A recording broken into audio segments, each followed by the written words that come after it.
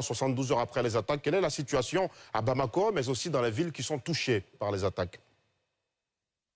La situation est calme à Bamako, à Sévaré, ainsi que dans toutes les autres villes qui avaient été ciblées ces derniers jours par les organisations terroristes coalisées, parrainées également par certains acteurs étatiques.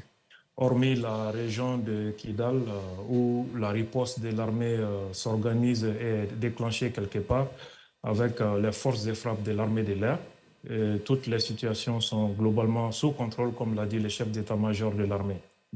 Très bien. Et aujourd'hui, quel est justement le ressenti des populations de façon générale? Est-ce la peur, la colère, la tristesse? Les Maliens sont toujours fiers de leur pays et de leur armée. C'est vrai, ils sont sous le choc à cause de la disparition de l'illustre ministre de la Défense, le général de corps d'armée Sadio Kamara. Mais cela n'entame en rien la détermination des Maliens. Le Premier ministre l'a rappelé. Le combat pour notre dignité n'est pas à négocier. J'implore la miséricorde de Dieu sur toutes les victimes civiles et militaires de cette agression internationale contre notre pays. Et les Maliens démontreront... Pourquoi vous la qualifiez d'agression internationale, Abdoul Niang? On sait que l'attaque est revendiquée par le JNIM, qui est affilié à Al-Qaïda, et par les rebelles du Front de libération de l'Azawad. Pourquoi vous dites international? C'est vrai, les observateurs extérieurs ne peuvent pas comprendre ces dynamiques. Le JNIM, vous avez vu le communiqué du FLDC que vous appelez FLA.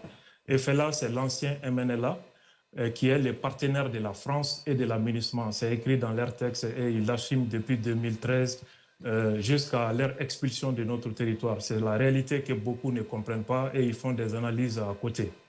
Le JNIM est une organisation terroriste qui est soutenue et parrainée par l'État de l'Algérie.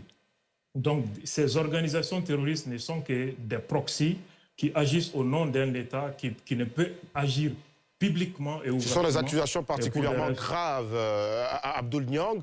Est-ce que vous en avez les preuves? Par exemple, sur le cas algérien, par exemple. On sait que diplomatiquement, d'ailleurs, on sait que votre pays et l'Algérie ne sont pas en odeur de sainteté. Et d'ailleurs, c'est l'autre question que j'allais vous poser aussi. Est-ce que ce n'est pas le fait d'avoir reconnu aussi le Sahara, le Sahara occidental comme territoire marocain, finalement, qui a entraîné tout cela?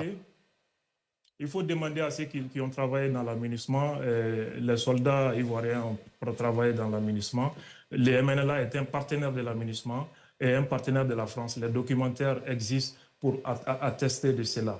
Yad Agali et tous les leaders du JNIM sont sur le territoire algérien. Vous avez vu, ce n'est pas pour rien que l'Algérie a abattu un drone malien. C'était pour protéger ces terroristes de haut profil.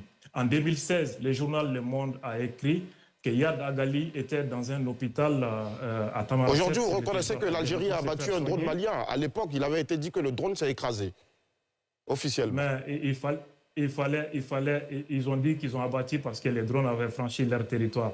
Il fallait aller démentir ça devant la Cour internationale de justice. Mais vous avez vu qu'ils ont refusé d'aller s'assumer là-bas. Donc ça en dit long déjà sur cette réalité. En 2016, le journal Le Monde a révélé que Yad se soignait dans un hôpital de Tamaracet et que l'armée française voulait agir contre lui, mais elle a eu peur pour ne pas froisser les Algériens. Les travaux du Britannique Jeremy Kennan expliquent assez la complicité de l'Algérie dans cette histoire de terrorisme au Sahel. Un officier malien des renseignements maliens, le colonel Ould Lemana, avait dénoncé que l'État algérien est au cœur de AQMI. Le lendemain, il a été abattu chez lui à Tombouctou. Donc, face à des réalités que vous ne comprenez pas, ça fait que les conclusions sont toujours biaisées et même complètement hors sujet. Non, Abdoul Niang, vous ne pouvez pas dire que nos conclusions sont biaisées. Nos conclusions ne sont absolument pas biaisées. Et c'est d'ailleurs pourquoi nos chroniqueurs en plateau ont aussi donné leurs avis. Shadrack Bogué, d'ailleurs, nous a rejoint. Il est consultant en défense et sécurité internationale. Bonsoir.